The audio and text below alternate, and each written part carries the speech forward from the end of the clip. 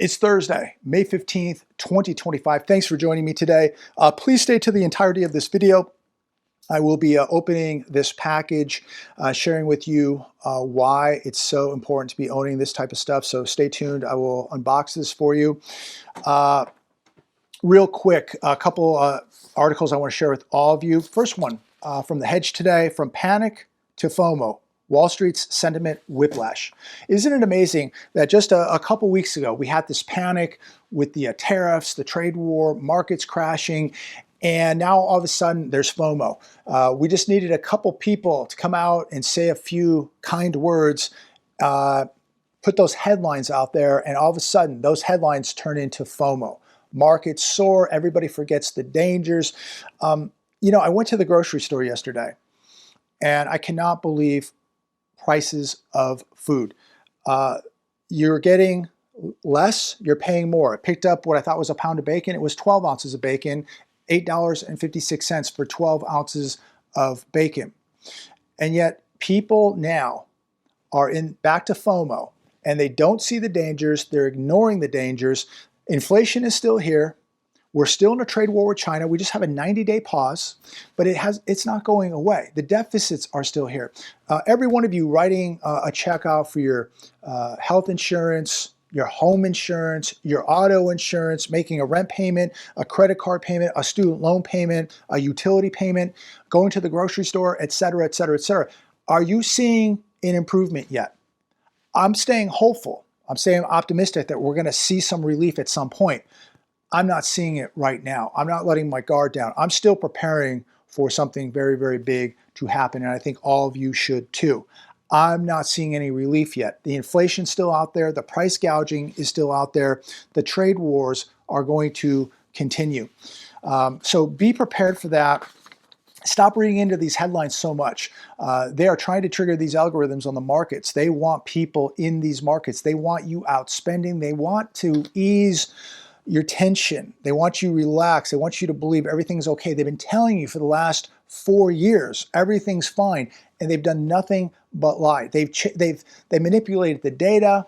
They've lied in the headlines. They put all these lies out there, and they just continue to brainwash people daily that everything is okay. Again, I'm optimistic. I'm hopeful that we're going to, have some changes, that we're going to head in the right direction. But until we get results, nothing's changed. Mortgage rates rise for the first time in weeks, Freddie Mac says. I just looked at bankrate.com about 15 minutes ago. 30-year fixed rate mortgage, 6.93%. Who in the world is going to go out and buy an overpriced house at nearly 7%? I'm thinking about making an offer possibly tonight or tomorrow on a home. Talked to one of my agents today that we actually met on the last trip. Really good guy. And we're going to maybe make an offer on a house. We shall see. Beautiful house, nice location. There's just a few things missing with this house, and I'm not sure if it's really a deal breaker. At the right price, yeah, I might take a shot at it. We'll see. But I talked to another agent today. Many of you know I made an offer about a month and a half ago on another house. That deal did not go through. But I talked to that agent today, nice guy. And he just says, the house is still for sale, no offers, and the people are really not motivated. Okay, I can respect that. But he also went on to say that, things are looking good, or things are going to be looking good. So he believes that in the very near future, things are going to improve. And, people have been, fooling themselves for many, many months by thinking that too. Everybody thought that the real estate market was going to explode when this president got into office, and it didn't. And many of them thought that the market by now would be taking off, and it's the worst spring sales in real estate we have seen in many, many years, if not history. Remember, 71% of real estate agents did 0 deals last year. I've talked to a handful of agents, myself personally, who have not done a deal in 12 to 16 months, and yet they believe everything is going to turn around and some miracle is going to take place. I just wish these people would educate their buyers and sellers more for what is happening right now and what potentially could happen. What if mortgage rates go up higher? What if they don't come down? We have debts, we have deficits, we're having major layoffs, we still have inflation. Things have not been fixed, but everybody's so hopeful, but I just don't think that people really want to believe what's happening. They just cannot face the truth, whether it's the buyers, sellers, or agents. Nobody can really face the truth. But 71% of agents not doing a deal in 2024, 0 deals. That's a fact. And how many agents this year so far have even done a deal? I've talked to many who have done 0 deals, but they still don't want to face reality. And if you as an agent cannot face reality, you are doing a disservice to your clients. Here's another one today. Walmart delivers solid earnings, warns of imminent price hikes. First quarter results showed a 4.5% year-over-year increase. Price hikes are coming according to Walmart. Yet people, they're just going to keep spending, I guess. They're going to pay the hikes. They're going to keep spending. It's unbelievable what's happening. Here's another one. U.S. retail sales surprise to the upside. But retail sales rose 2.8% year over year, 0.1% month over month. Again, people are continuing to spend.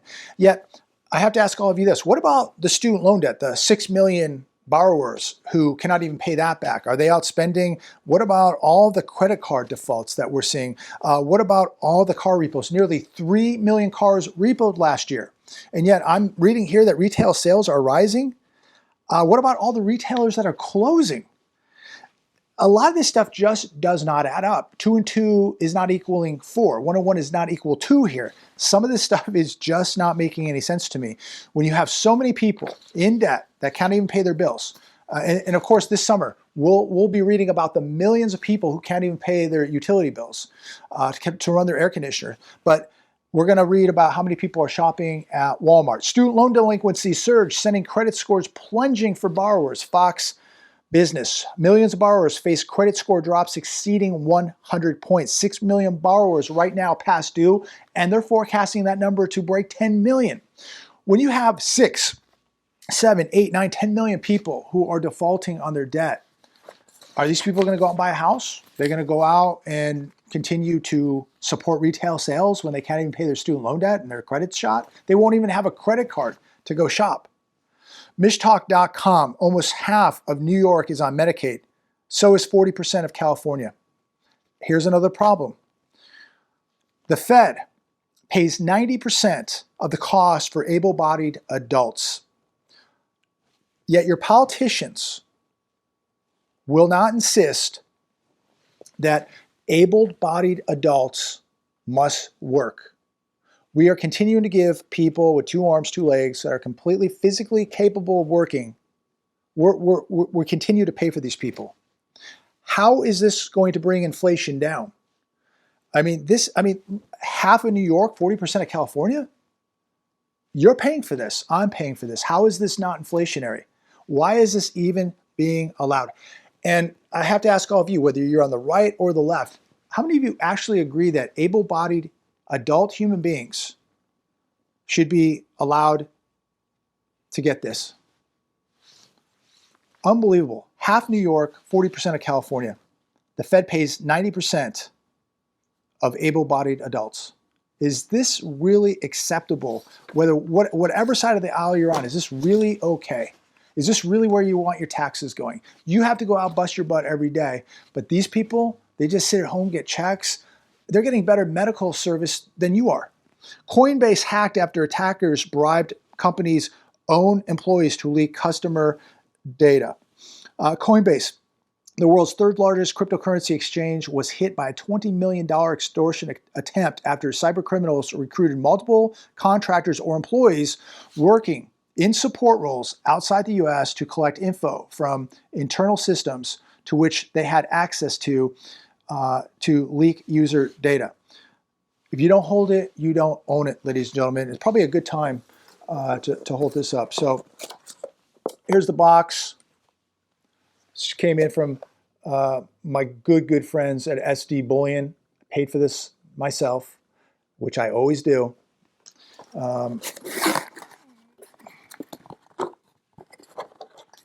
Pull that out. There you go.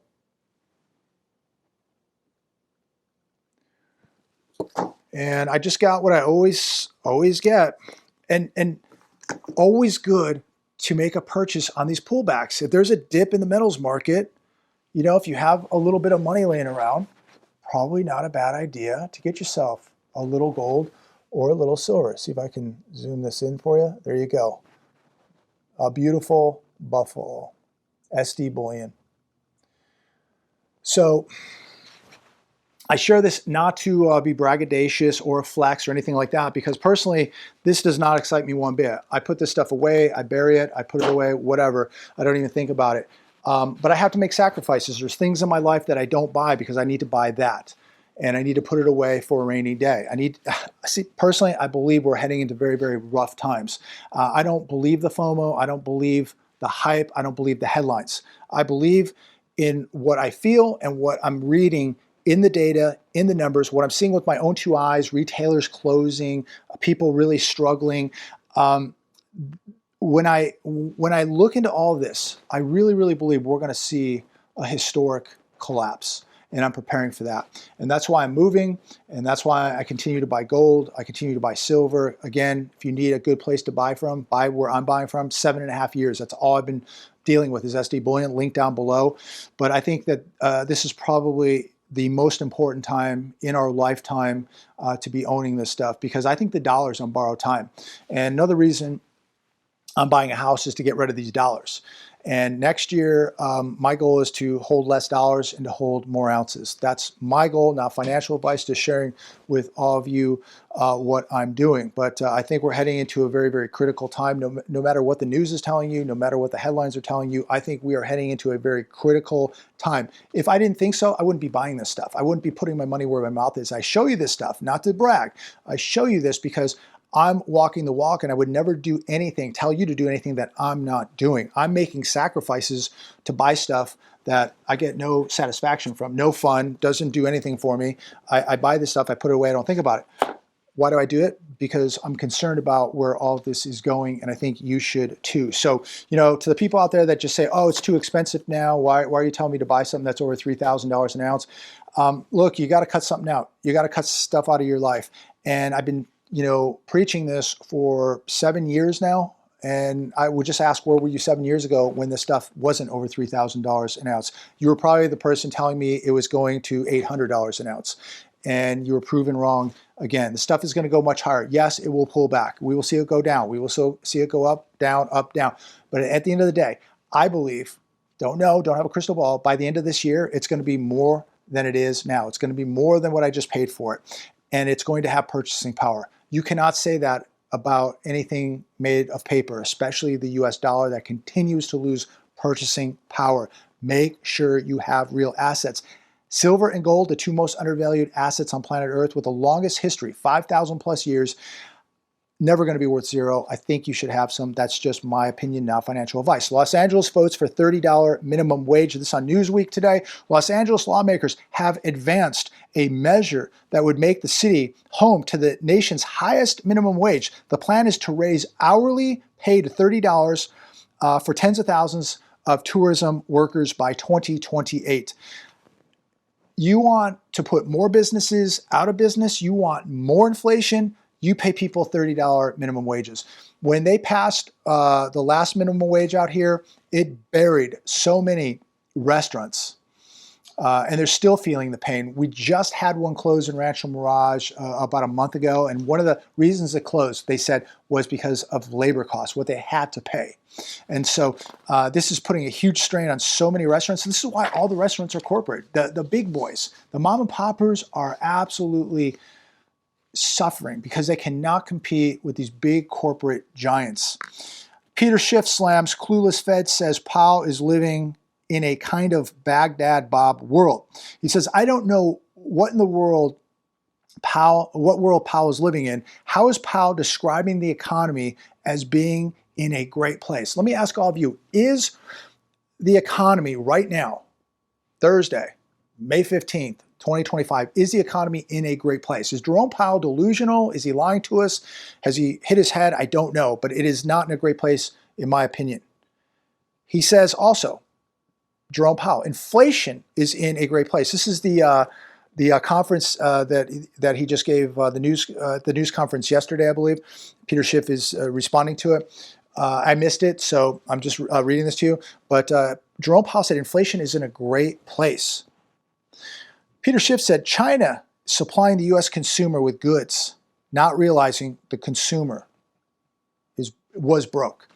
Now they are realizing that the U.S. consumer is broke. And what does China finally realize? That they're dealing with a bankrupt nation with a bunch of brokies buying their goods and their services with a piece of paper that really is worthless. When does China begin to say, hey, when do they realize that we don't want any more paper, we want gold, we want something real?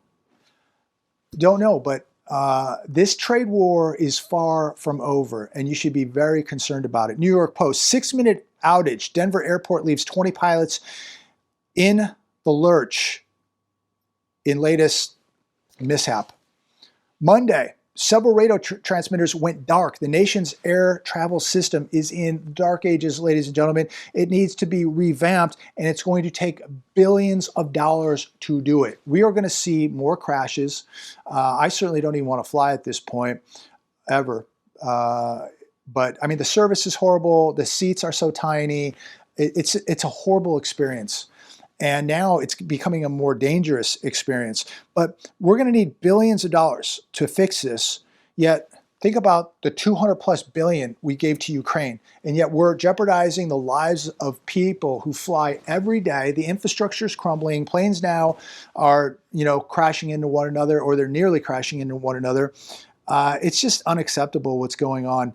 But where are the billions of dollars going to come from? Who's going to pay for this? We paid over $200 billion to Ukraine. We're going to pay probably tens of billions of dollars to revamp our air travel system. I'll finish with this last article coming from the New York Post. Extremely alarming, and it just reinstates just how evil the world is becoming and how demons literally are amongst us. Disturbing video shows sicko calmly pulling over car to set homeless woman on fire. A 49-year-old homeless woman was sleeping on a Sacramento street right out here in California. Another woman pulls her car over calmly, gets out, douses this homeless woman while she's sleeping with a flammable liquid, and then lights her on fire, and then just calmly walks off, gets in her vehicle, and drives away. The homeless woman, who already has it hard enough, difficult life, 1/3 of her body has extreme burns, she's recovering, just so much evil out there. Just so much, like when people have it bad enough, they're homeless, they're living on the streets. Could you imagine? It's 2 o'clock in the morning, whatever, somebody sleeping, in a sleeping bag or a box or whatever on the sidewalk, and another woman pulls up and lights this woman on fire. That is so evil. And, I'm just seeing more in the news, social media, more violence, more sick crimes, more animal abuse. Be praying for this country, ladies and gentlemen, and be preparing. Make sure you can protect yourself. Make sure you can protect your family, because you have evil human beings. I don't even know if they're even human, demonic, walking around. Anybody that could do that to another human, it's so disturbing. Be careful where you go. Be careful of your environment. There is just evil all around us. So be extremely cautious. Have your head on a swivel. I'm going to leave it there today. Feel free to comment down below. Give this video a like, share, and make sure you subscribe. Take care. God bless.